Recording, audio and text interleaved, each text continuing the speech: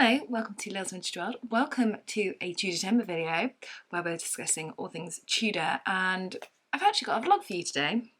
So I'm going to be vlogging today and for, well, however long it takes me to reread The Virgin's Lover by Philippa Gregory. So a little bit of a background for you as to why I'm rereading this book. When I was a child, read children's books, course. And then as a teenager, I didn't read, it wasn't called YAs when I was a child, it was called teen fiction. And I didn't really read any of that, I didn't really get on with any of that. So I read three things. I read like romantic comedies, so My Sophie Kinsellas and those types of books. The Shopaholic series was elite for me, and Bridget Jones books as well. And then I also read history non-fiction, primarily Tudors. So that was when I was reading like David Starkey's Elizabeth and fell so hard for her. And then I read historical fiction. And the person that I read most from in terms of historical fiction was Philippa Gregory. Philippa Gregory was huge at that time, and it still remains such a prolific writer of historical fiction. And most notably, her famous is The Other Boleyn Girl. But my favourite of her books when I was a teenager was The Virgin's Lover. Not surprising really, because The Virgin's Lover is about Elizabeth I and Robert Dudley, so it's not going to shock anyone, is it? But yeah, I read this an awful lot when I was a teenager. This book first came out when I was... So it first came out in 2004, but the paperback came out in 2005, and I had the paperback, so I was 14 when it first came out, and I had it. I'm not sure if I had it new or pretty new, like pretty much as soon as it came out.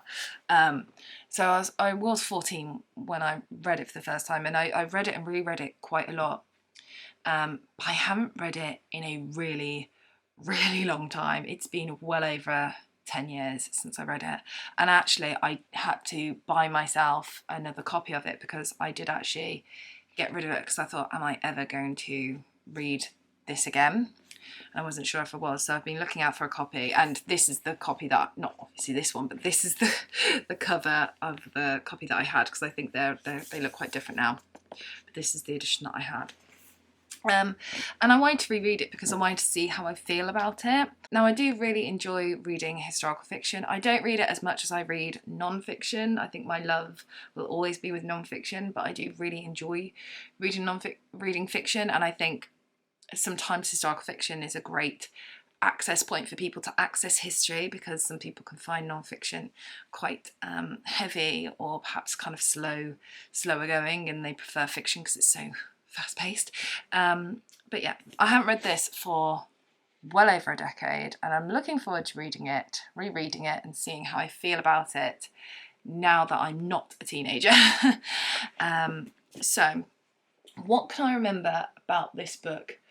So I remember this book is about Elizabeth I and Robert Dudley and their relationship, but also Amy Robsart, or Amy Dudley, as we should call her. So Amy Dudley was the first wife of Robert Dudley, and she was found, this isn't really spoilers because it's history, and she was found at the bottom of a flight of stairs with her neck broken in September of 1560. And there was a lot of rumours at the time, and has been for hundreds of years, of what happened to Amy Robsart, and to this day we still don't know. Was it an accident? Was it suicide? Was it murder? Who knows? But I always think the story of Amy is so sad, because Robert Dudley, particularly when Elizabeth was queen, when he could have spent time with Amy if he wanted to, he didn't. You know, court was the place to be, and as the Queen's favourite, he kind of felt like he needed to be at court. So that's kind of all I can really say that the book is about, because I can't really remember much. I do remember that there is some intimate scenes between Elizabeth and Robert Dudley, which I never mind, because, and the reason for that is simply because we don't know whether they were intimate or not. I mean, we call her the Virgin Queen, but who knows if she was or not, do you know what I mean?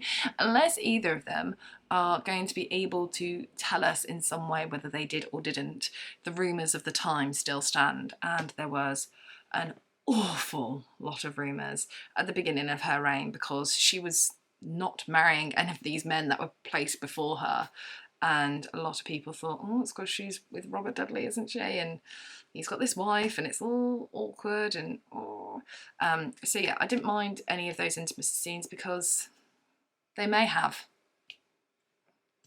They may have partly, they may have fully, they may have not done anything at all.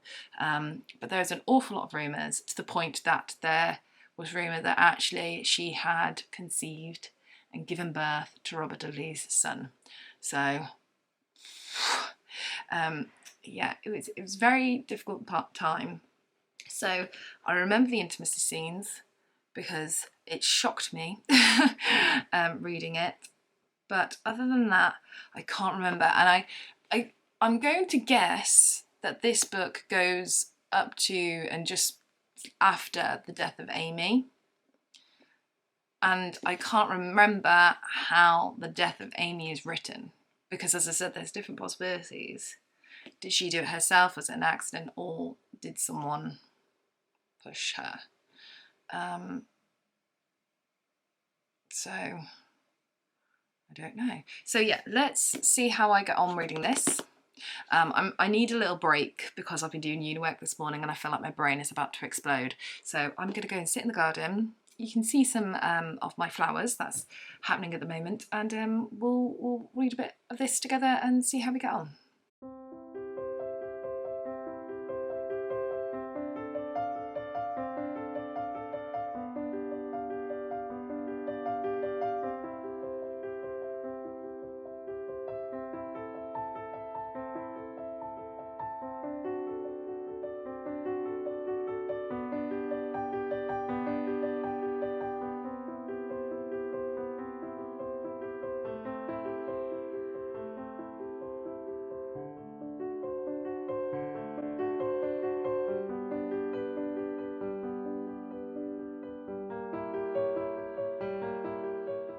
So I've done a little bit of a whoopsie.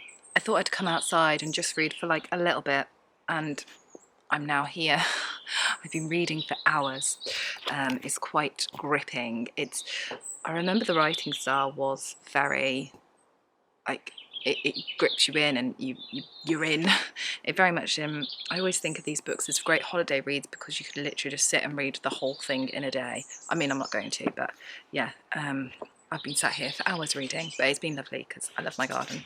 But I want to share with you a little bit that I thought was just so well done. So the bit that I want to share with you is this bit on page 243, and Kat Ashley, who's Elizabeth's, literally she's her right arm, she is wonderful to her, and it's this bit. It says, "Your Grace, everyone is talking about you and Sir Robert, and the things they're saying are shameful, things that should not be said of any young woman if she is to make a good marriage, things that should never be dreamed of in connection with the Queen of England." And it's like people are talking, it's scandalous. And what do they say? That you bore his child, and that is why the court went on progress this summer. Scandalous. Again, it's one of those things that you can do in historical fiction, because in historical fiction you can play on a rumour like this that may have been true, may have not been true. We don't know whether Elizabeth did or not have relations with Robert Dudley, so it's really interesting, and I just really like how that was written, because there was so many times when people were trying to persuade her to detach herself from him to show such familiarity, and I think that's just been written really, really well, and I am gripped. But I'm just going to finish this little section and then I'm going to get back to doing some uni work, because yeah, I've spent hours doing this. Whoops. It is the next day and I'm not going to lie, I've just woken up from a nap, but I really fancy reading, so I'm going to see how much reading I can get done. I'm on page, trying to do this one-handed, 256, and we're at autumn 1559, so getting closer, aren't we? So yeah, I'm going to see how much reading I can get done now. I don't want to do loads, but I just fancy reading for a little bit, and I'll let you know how I get on. I just read this line that I loved. She looked at him as if he was the only friend she had in the world, and sometimes I genuinely think that's how Elizabeth thought of Robert Dudley. It must have been quite difficult and lonely, and yeah, I just love that line. I got to page 323 when reading the book last, which was yesterday, and I'm going to see whether I can finish it this evening. I've got myself in my comfies and I'm just going to chill on the sofa and just read away and see if I can finish it, but we'll see. So I have finished my reread of The Virgin's Lover by Philippa Gregory, and I want to talk to you about it. How do I feel about rereading it after all this time? Mixed, shall we say. There are some bits of this that I really, really liked, and that's what I want to talk about first. First of all, I love the time period of this book. It's 1558 to 1560. It's the point of which Elizabeth becomes queen to the point in which Amy Robsart dies, and just a little bit after, because we get to see what happens after, essentially, the consequences of her death on Elizabeth and Robert. And I really like the fact that this is this is over 450-page book with quite small text, and it's only like 2 years. We do go a little bit beforehand as well at some parts, like little flashbacks, but only to get a sense of the story. But for the most part, it's 1558 to 1560, and I love that. That's so good. I loved that it's just such a small little period, because I think Elizabeth learns such a big part of herself and becomes that Gloriana queen that we know and love her for. And I think she learns a lot at this period of her life. So that's first of all. First thing I love, tick. The second thing that I really liked about this book was the plot, the premise of the story. We have, it's almost like two kind of plots running alongside each other. So we first will have the storyline of Elizabeth I and Robert Dudley. That's a big chunky storyline. And then the other storyline is Robert Dudley and Amy Robsart and the death of Amy Robsart. And the beauty of these two storylines is it just blends perfectly to historical fiction. And the reason for this is because as a writer, you can't go wrong. Whichever way you choose to write about Elizabeth and Robert or the death of Amy Robsart, you can't go wrong. There isn't an inaccuracy to go down because we quite simply don't know. When you think of history, think of a jigsaw puzzle, but with a few pieces missing. And so you can kind of guess what it's going to look like, but you can't say 100% for sure. And that's Tudor history. Because with Elizabeth I and Robert Dudley, did they or didn't they have intimate relations? I don't know. No one knows. The only people that know is Elizabeth I and Robert Dudley, and they can't tell us. So you can't go wrong whether you write it in the story or not write it in the story. The other side, Amy Robsart's death, again, we don't know how she died. No one knows how she died. Amy herself might not know how she died, really. She might have been dead before she realised, sadly. The only people that could know how Amy died, possibly, are also not able to tell us. So was it murder? Was it an accident? Was it suicide? We don't know. And that's why it blends so beautifully to historical fiction, because you can't go wrong. You can't be inaccurate because we don't know. And I just really liked those storylines. Two wonderful storylines. There's lots of other things going on as well, but those were the two things that I loved. Spot on. I also really liked the writing. The writing is fast-paced, it's sharp, and it's one of those books that if I was going on holiday and I was sat by a pool doing nothing all day, other than going in and out of the pool because I get too hot just sat there. It's one of those books that you just literally whiz through in the day.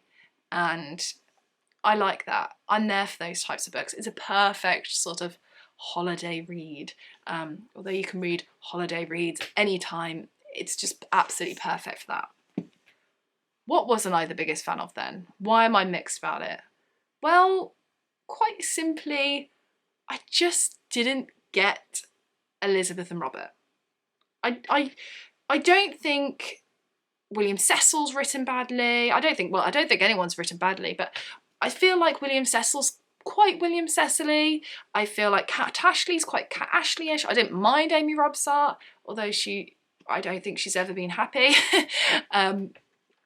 But for me, Elizabeth and Robert, which are the two main characters, Robert particularly in particular, as he's sort of telling most of the story, I feel like he wasn't quite there. And also his intentions, I feel like wasn't quite there. It's very difficult to write fiction and to write people in history and really get them right. And that's why I'm just mixed about it. Like, there's so many things that I liked, but I just didn't feel quite that I was reading Elizabeth I and Robert Dudley. So there we have it. Am I glad that I have reread it now? Yes, I am. Did I enjoy it as much as I did over a decade ago? No, I don't think I did, sadly. I used to read it and reread it so much, and this is going to be a book that's going to sit on my shelf up there, and it's going to sit there for, I don't know, another 10 years or so, and then I'll pick it up again. It's definitely a book that I'm not going to get rid of again. It's a book that I enjoyed, and as I said, I think will make the perfect holiday read. It just wasn't quite there for me, but you know, I'm fussy. My historical heroine is Elizabeth I, and we're talking her and the love of her life, so I'm gonna be fussy. But yeah, I didn't dislike it. I didn't blow my socks off, but I enjoyed it, and what more can you ask for? Anyway, so that's it for this reading vlog. I hope you enjoyed it. Let me know in the comment section if you've read it and what you thought of it, and also, when I was going into this, did you think I was going to enjoy it or not? I want to know. So thank you so much for watching this video. Take care, and I shall see you soon for the next one. Bye for now.